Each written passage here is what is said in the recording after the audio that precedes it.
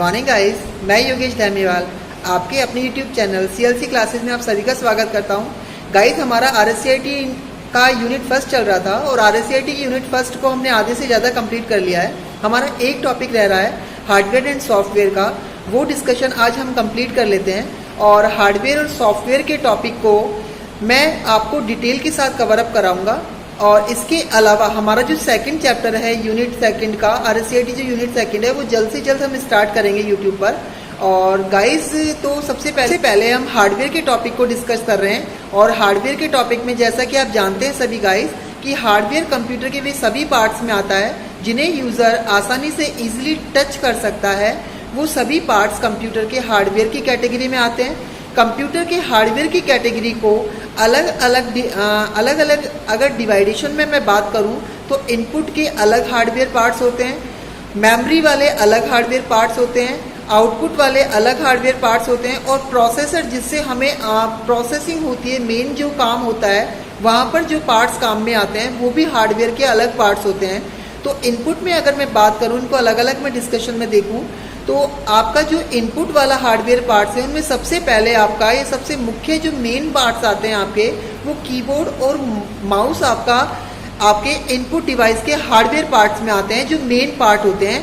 इसके अलावा जो मेमोरी वाला पार्ट है, मेमोरी वाले पार्ट में आपका HDD कंप्यूटर में जिसे हार्ड डिस्क ड्राइव के नाम से जानते हैं। इसके अलावा रैम, रोम और रोम, ये सारे जो टॉपिक हैं आपके, ये सारे जिन्हें यूज़र आसानी से टच कर सकता है, ये सारे आपके हार्डवेयर की कैटेगरी में आते हैं। इसके अलावा प्रोसेसर में हार्डवेयर में मैं बात करूं तो प्रोसेसर हार्डवेयर में आपका CPU, मदरबोर्ड, आपका CPU फैन, ये सारे जो पार्ट्स हैं आपके हार्डवेयर की कैटेगरी में आते हैं। तो इनमें डायरेक्ट क्वेश्चन कई बार RSCIT में आ जाता है, तो कि जैसे प्रोसेसर में अगर मदरबोर्ड है तो किस प्रकार का मतलब कंपोनेंट है, तो आप इसे हार्डवेयर और सॉफ्टवेयर के ऑप्शन में से आप हार्डवेयर की कैटेगरी में आप इसको ऑप्शन में चूज़ करेंगे तो बेस्ट रहेगा और यही राइट रहेगा। इसके अलावा आप बात करें आउटपुट डिवाइस में, तो आउटपुट डिवाइस के हार्डवेयर पार्ट में आपका मॉनिटर और प्रिंटर। मॉनिटर जैसा कि हम सॉफ्टवेयर आउटपुट को शो करता है और प्रिंटर है वो हार्डवेयर आउटपुट को शो करता है। तो बोथ आर आउटपुट डिवाइस और both are hardware component of computer science. तो आपके जो सेपरेशन में मैंने डिवाइडेशन में जो मैंने आपको बताया अभी कि हार्डवेयर की कैटेगरी में आते हैं। इसके अलावा हम बात करें सॉफ्टवेयर की, तो सॉफ्टवेयर कंप्यूटर का वह पार्ट होता है जिसे हम प्रोग्राम भी कह सकते हैं।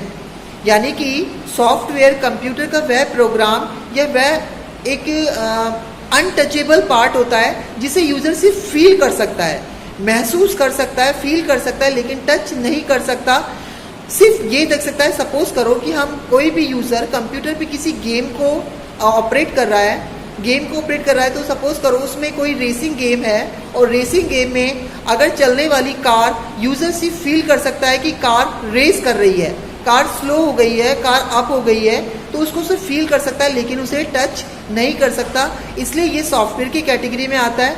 और कंप्यूटर में सॉफ्टवेयर को दो कैटेगरी में डिवाइड किया है, एप्लीकेशन सॉफ्टवेयर और सिस्टम सॉफ्टवेयर। दो सॉफ्टवेयर काउंटेबल होते हैं, जिसमें आपका सबसे पहला सिस्टम सॉफ्टवेयर वाला पार्ट आता है। सिस्टम सॉफ्टवेयर गाइस वो सॉफ्टवेयर होता है जिससे पूरे सिस्टम को कंट्रोल किया जाता है, पूरे सिस्टम को मैनेज किया जाता है। वो सॉफ्टवेयर आपका सिस्टम सॉफ्टवेयर होता है। सिस्टम सॉफ्टवेयर एक सिंगल सॉफ्टवेयर काम नहीं करता है, ये ग्रुप में काम करता है और उस ग्रुप में 4 सॉफ्टवेयर इस कैटेगरी में काउंट होते हैं। और 4 सॉफ्टवेयर में सबसे पहला जो सॉफ्टवेयर है वो आपका ऑपरेटिंग सिस्टम आता है। उसके अलावा सेकंड जो आता है वो आपका यूटिलिटी ड्राइवर आता है।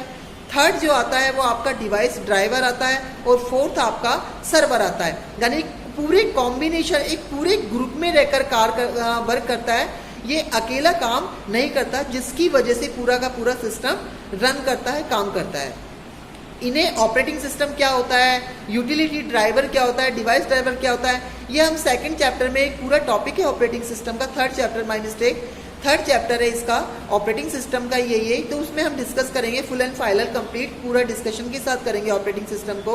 Is a very major and एक लेंथी टॉपिक है ऑपरेटिंग सिस्टम कंप्यूटर साइंस का, तो इसे हम अलग से डिटेल करेंगे। हम ही अभी जो पढ़ रहे हैं वो सॉफ्टवेयर के डिस्कशन में पढ़ रहे हैं, तो आप इतना ही इसमें पढ़ें, इतना ही सीखें कि सॉफ्टवेयर को 2 कैटेगरी में डिवाइड किया गया था, जैसे सिस्टम सॉफ्टवेयर और एप्लीकेशन सॉफ्टवेयर को मैंने बताया। अब यहाँ पर एप्लीकेशन सॉफ्टवेयर आता है। एप्लीकेशन सॉफ्टवेयर गाइस वो सॉफ्टवेयर होता है जिसे यूजर की रिक्वायरमेंट के बेस पर तैयार किया जाता है। अब यूजर की रिक्वायरमेंट कुछ भी हो सकती है। सपोज करो कोई लर्निंग ऐप है, यानी एजुकेशन ऐप है, और एजुकेशन ऐप में यूज़र को चॉइस है कि वो राजस्थान जीके को स्टडी करे, रीजनिंग को स्टडी करे, मैथ्स को स्टडी करे।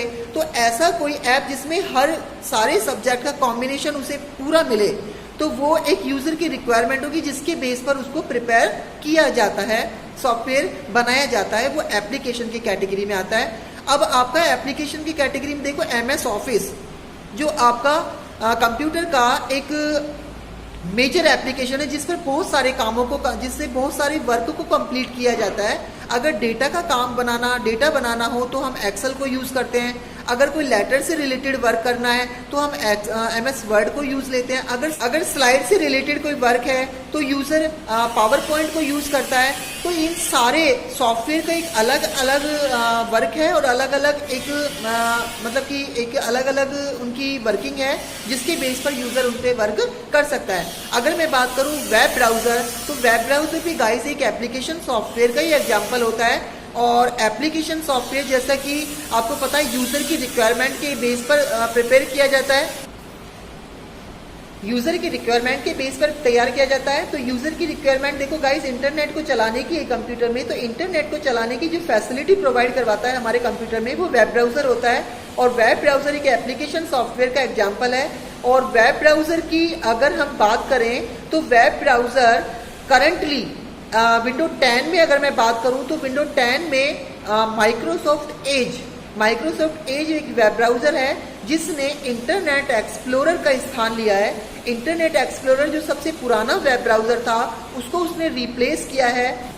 इसके अलावा गाइस वेब ब्राउज़र में गूगल क्रोम आता है, आपका मोजिला फायरफॉक्स आता है, नेटस्केप नेविगेटर आता है, ओपेरा आता है, माइक्रोसॉफ्ट एज आता है, इंटरनेट एक्सप्लोरर आता है। और इसके अलावा सफारी जो एप्पल कंपनी के द्वारा बनाया गया सॉफ्टवेयर है जिससे सिर्फ एप्पल की डिवाइस को ही कंट्रोल और मैनेज किया जाता है, अदर डिवाइस में ये सपोर्ट नहीं करता है। तो ये सारे मैंने जो अभी आपको बताया ये आपकी वेब ब्राउज़र के एग्जाम्पल है। वेब ब्राउज़र एक एप्लीकेशन सॉफ्टवेयर का एग्जाम्पल होता है गाइस।